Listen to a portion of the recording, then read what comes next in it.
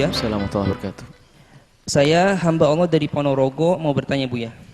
Saya pernah mendengarkan ceramah seorang ustadz YouTube yang mengatakan membaca suasana hati melalui ekspresi wajah bukanlah suatu perdukunan, tetapi itu bagian dari bahasa isyarat, seperti halnya wajah yang murung menandakan dia lagi sedih hati, dan wajah ceria berarti dia sedang bahagia. Pertanyaan saya, apakah benar bahwa kebohongan seseorang sudah pasti bisa dideteksi dari ekspresi wajahnya? Tolong penjelasannya Buya. Dan apakah benar bahwa suasana hati seseorang sudah pasti bisa dideteksi dari ekspresi wajahnya? Tolong penjelasannya Buya, terima kasih. Baik. Yang tidak, kita harus tahu rambu-rambu bahwa haram dan tidak diperkenankan bagi siapapun untuk membaca tanda-tanda yang ada pada seseorang kemudian kita nilai dengan nilai yang negatif. Itu haram, namanya su'udon, prasangka buruk, nggak boleh. Membaca wajah, membaca ini, wah ini begini, ini gini. Itu tidak berkenankan suatu. Adapun yang pernah terjadi pada ulama terdahulu namanya firasatul mukmin. Orang mukmin itu orang ahlinya, bukan asal orang. Dia punya firasat, itu menangkap. Tapi tidak dalam irama su'udon. Bukan untuk menilai seorang itu pendusta atau tidak, bukan. Misalnya ada satu orang datang kepada Sayyidina Abdullah bin Abbas.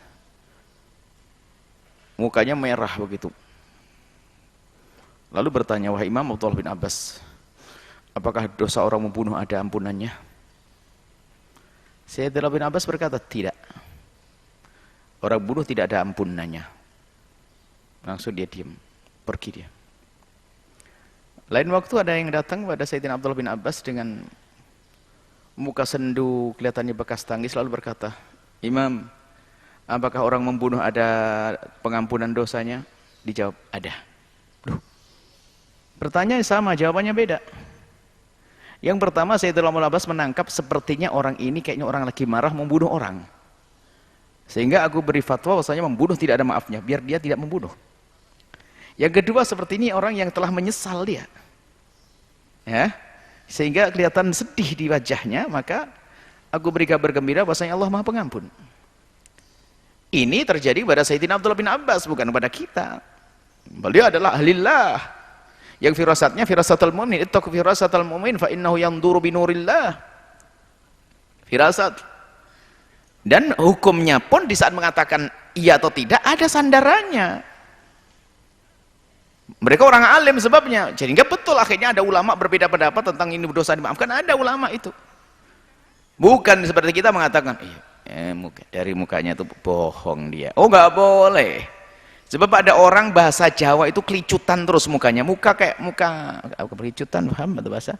Ada orang tuh salah tingkah ya. Jangan orang salah tingkah mungkin grogi dengan wibawa Anda atau bagaimana. Jadi tidak bisa kita, atau mungkin dia lagi punya kegelisahan. Lagi ditanya, Pak gimana Pak kabarnya? Kabar siapa? Anak Bapak di mana? Dia ingat ayamnya yang mati. Atau ingat ternaknya, usahanya. Sehingga dia menjawabnya tidak langsung. Lalu dia, wah dia ini pasti. Ya, dia tidak bisa langsung dari wajahnya tuh ini kalau ngomong kakinya tuh tidak tenang, buka tutup itu berarti dia ada kebohongan, ada tanda bohong. Kalau tangannya itu ini ada kebohongan, itu suudon, itu namanya sama orang udah bohong ya. Yang kakinya sakit kemarin keseleo sehingga tidak bisa diam, gerak-gerak terus. Saya mau apa? Jadi maksudnya membaca itu bukan berarti setiap orang kemudian mempelajari ilmu itu membaca. Oh bukan. Intinya kalau kita melihat tanda-tanda, selagi itu adalah untuk kita hadirkan dalam kalimat kebaikan, maka itu sah. Misalnya melihat orang mukanya sendu, lalu kita ngomong sama istri, sama keluarga, coba lihat tamu kita tuh sendu banget ya. Iya. Apa? Kita membaca tapi untuk kita beramal baik. Siapin uang, siapin ini. Jangan-jangan dia perlu itu semuanya. Oke, itu. Jangan, wah ini mukanya muka sendu, dia perempuan lagi umur segitu, alah paling dia paling masalah yang selama ini terjadi zina kali ini. Sudah tidak boleh begitu. Jadi nggak perlulah kita mempelajari ilmu-ilmu begitu, nggak usah ditekan. Nanti itu adalah bisa mengarah kepada prasangka buruk kepada seseorang, kecuali kita menilai untuk sebuah kebaikan. Kalau negatif tidak sama sekali. Jadi tidak diperkenalkan membaca isyarat-isyarat wajah untuk menilai untuk negatif. Kalau kalian lihat orang sendu, kasih duit. Nah, kasih duit. Ini bagi kita umat. Dan memang orang memang subhanallah, kelihatannya memang serba sendu terus. Kenapa? Subhanallah, dia adalah orang yang ahli tobat dia. Sehingga hampir tidak bisa senyum setelah dia sadar, insyaf itu dia bisa senyum karena ingat neraka, ingat ungguban Allah. Loh, akan kita perasaan, oh, orang kok mukanya masem terus, dia hatinya keras. Tidak bisa begitu. Jadi jangan, ilmu-ilmu gitu tidak usah, tinggalkan, tidak usah. Kecuali memang untuk membangun kita, untuk berempati kepada mereka, untuk bersimpati, untuk kita memberi pertolongan pada mereka. Oke, misalnya ada orang kelihatan tanda kesenduan di dalam wajahnya, kita beri pertolongan. Bukan kita suudzoni.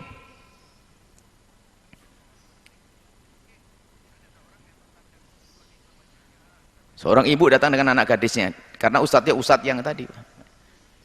Anak gadis semua ini, jangan-jangan masalah zina lagi, zina. Oh tidak, jangan. Malah kira suudzon. Oh mungkin dia di sini akan mau ngapain, mau mondok atau bagaimana itu. Jangan suudzon, hati-hati. Maka tinggalkan ilmu-ilmu gitu. Dan memang itu bukan ilmu ramal-ramalnya dukun, akan tapi menjadi kurang lebih, menjadi suudzon ilmunya, ilmu suudzon. Apalagi orang misalnya tidak pernah diajak bicara, diwawancarai oleh orang tertentu, polisi. Di saat dia ngomong polisi itu gemeteran dia. Benar berarti dia. Sebab kalau nggak salah kan nggak akan gemeteran. Kenapa gemeteran? Oh memang selama ini dia paling takut dengan polisi. Ayo. Nah, kayaknya suudzon nggak boleh seperti itu. Sudah, lupakan ilmu itu. Kalau mengarah kepada suudzon dan nilai penilaian jelek kepada orang tersebut atau menjadikan kita jelek kepadanya, maka itu haram hukumnya. Tapi kalau untuk menjadikan kita itu memberi yang terbaik untuknya, ya boleh. Misalnya apa? Aku lihat dari wajahnya itu kelihatannya orang yang kesusahan, aku akan beri pertolongan. Boleh. Kelihatannya ini boleh, tapi tidak boleh maknanya menuduh dia. Setelah kita beri ternyata, bukan bu, saya tidak kurang duit, justru saya kebanyakan duit, mau sedekah kemana? Kan bisa gitu. Itu boleh-boleh saja. Tapi kita kan tidak salah waktu husnudzon. Maksudnya husnudzon kita itu bukan jelek. Husnudzon kan duga baik. Kenapa kok dia mukanya sendu, kelihatan kusut begitu, mungkin dia kurang di rumahnya, kurang uang, lalu kita beri uang. Setelah kita beri uang ternyata banyak duit, nggak ada masalah, nggak dosa kita beri uang kok. Dan daripada yang satu ini, lihat ada orang minta, Pak, mukanya muka pembohong, nggak usah kasih Pak.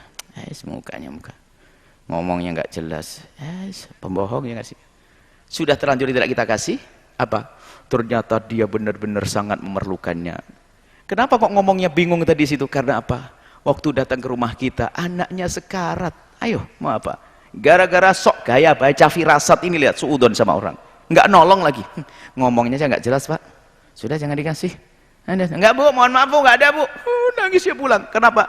Dia ngomong berlepotan tadi karena dia ingat anaknya terkapar. Ayo, sudah lupakan ilmu ini. Tidak usah pakai ilmu-ilmu begini, sudahlah. Kalau membaca firasat seseorang itu untuk kita berbuat baik kepadanya, bukan untuk prasangka buruk atau untuk menjerumuskan mereka, bukan. Melihat tanda, dan memang Sayyidina Abdullah bin Abbas setelah melihat tanda di wajahnya diberi yang terbaik, fatwa gitu. Bukan wah pendusta dia. Setiap orang ini pendusta, bahaya itu ya. Semoga Allah menjaga kita dari berprasangka buruk kepada hamba Allah Subhanahu wa taala. Wallahu a'lam bishawab.